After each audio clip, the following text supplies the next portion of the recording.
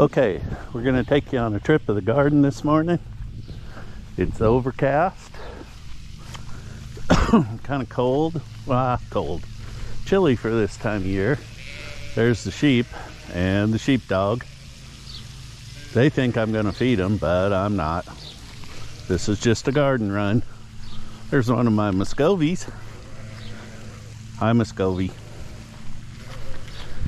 I have 7 or 8 of those out here, and a couple of mallards, some chickens, some pigs, the sheep, catfish pond. What am I forgetting? I guess that's about it. All right, so we'll start here. These are the garlic that are probably just maybe about a week from harvest. We planted those last November, and here they are now. Today is May 20th.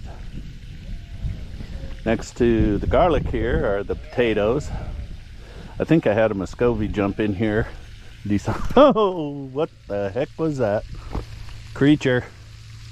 Probably a rat. Nice. Anyway, these are the potatoes. Looks like a Muscovy tried to make a nest in there. But I have got a little creature in here that I don't know what it is. He went running. But I did want to look down, see if I could see any potatoes on the top. If those things are eating my potatoes, I'm going to be mad. As you can see, we have some blooms out there. These, they're probably, I don't know, I'd say 3 weeks, 4 weeks from harvest. Just depends on how fast the plants die back. This was a wild blueberry run last year, not by choice. So we didn't fill this bed this year, primarily because we wanted to kill all the thorns that were in there, and you can see some of them are coming back. I'm going to walk you over here real quick, just show you the onions while we're here. They're probably 3 or 4 weeks from harvest too. We planted those from sets earlier this year. I'm not expecting anything big. We probably should have overwintered them, but I didn't. Anyway, we'll see in a couple, 2 or 3 weeks if they're any good. This over here is my squash row. I am going to take these and try to trellis them together and run zucchini and crookneck up the trellises.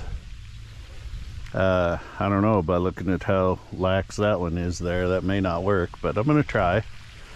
These are my beets over here. This is my first year planting beets. As you can see, I have a lot of them, but they're awful close together, so I'm not expecting a whole lot. Here's my cucumbers that I'll trellis up along these kind of teepee shaped trellises. Hopefully that'll make harvesting a little easier, and we'll keep the fruit up off the ground. These over here are crookneck, and not very many of them. I have 16 plants total. Right now I have 1, 2, 3, 4, 5, 6, 7, 8. Those are zucchini. And then it looks like 1, 2, probably 3 right there coming up. And I don't know if they've been 8 or if they're just not coming up. So I may have to replant those. I put okra down in here. It probably hasn't come up yet, and it probably won't till it starts getting hot. Okra is pretty much a hot weather plant. But boy, when it comes in, it comes in. These are sweet bell peppers, 4 orange and 4 yellow.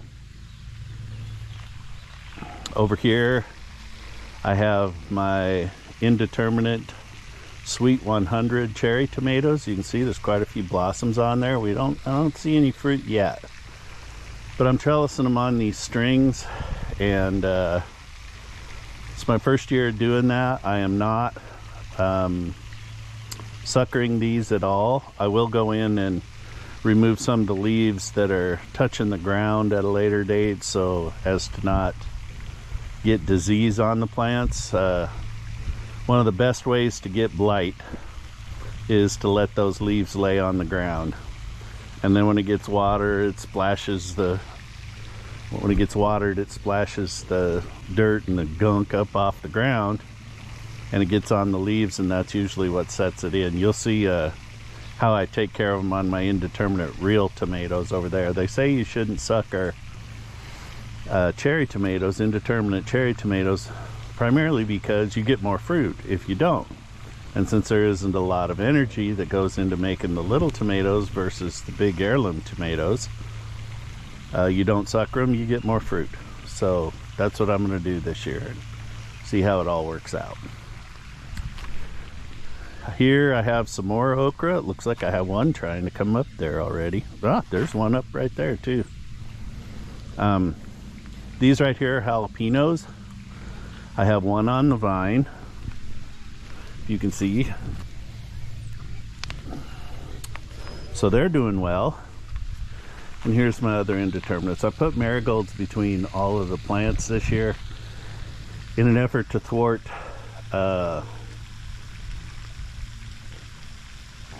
tomato hornworms. And I guess the smell of them keeps other bugs away, so I figured why not. I've struggled with tomatoes over the last couple of years, and I'm trying everything I can to put that to an end. These are southern peas that my wife Jackie planted, and they're doing well. These were some old seeds that we just put in to see what was going to happen, and it's turned out pretty well.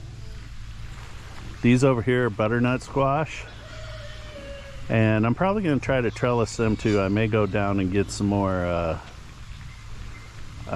bamboo poles and try to trellis them up again, just to keep them off the ground. These are butternut squash over here, so they're looking good too. Okay, this is my pea and bean row for the time being. As you can see, my peas are starting to bloom. The weather has been real conducive for peas this year. Hasn't got real hot down here. Usually by now it's solid in the 80s all the time, but it's been kind of cool, so I think I may have a shot at getting some peas this year. And these are Blue Lake bush beans that I planted alongside. Some of them are bigger than others because we used old seeds and then had to come back in and replant some of them. So, but the peas are looking good. We ought to be getting some peas on the vine here before too long, which is going to be awesome. They're English peas. They have grown just extraordinarily well. And once we harvest these peas, I'll come back in here and I'll replant Blue Lake pole beans and let them climb the trellis here on the front side.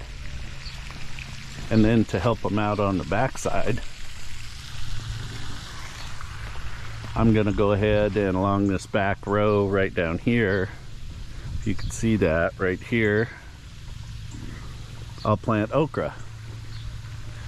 So they'll have other things to crawl on. These here are my, in essence, well, these are my indeterminate real tomatoes, not cherry tomatoes. I have Brandywine, and I have beefsteak, and I have Cherokee Purple. Cherokee Purple grows real well here in Zone 7B, and everybody seems to love them. Last year we got a 0 harvest on them because it was just a terrible tomato year for us. I don't know what happened. So I was telling you how I sucker these plants, and for those that don't know, you know, a sucker is what grows up right here. If you see that little growth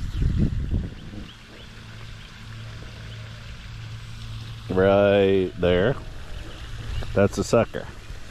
They always grow in the armpits, and you pinch those off and keep your main stalk going up. And you can see I've got them trellised up here on the strings And I can trellis multiple stalks. Usually I'll let I'm going to try and let 2 main stalks. If you let one of the suckers run, like you can see I've done right here.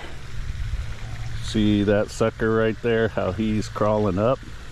I'm gonna let him turn into another vine, and I'll have 2 vines on there. And look, got a little tomato down here. Right here. That's good to see. And then I supplemented them with bush beans as well. Can't have too many beans. We do can all of our produce around here, which is why, you know, if you see my garden, most of the stuff I have in here is stuff I can preserve. You never know when the zombie apocalypse is gonna hit. Plus, why not? There's another tomato on the vine right there. I don't know if you can see it. That's good to see. These are heirloom tomatoes, so they grow really weird. I've got my magnolias in there, or my marigolds in there too. And these are more bush beans that we put in here a couple weeks ago. So that's kind of it. That's the garden in a nutshell. I guess probably the next time I'll talk to you will be when we're harvesting these peas. As you can see, they're just covered with blossoms right now. So hopefully we get some help from the local insect community, and pretty soon we're going to have peas. All right, well, I'll let you go for now. See if I can get you in a position where you can see the whole garden before I do. Oh, Dad and he was here last week. We put in this drip irrigation system. That's going to help immensely. All right. Well, you guys have a wonderful day.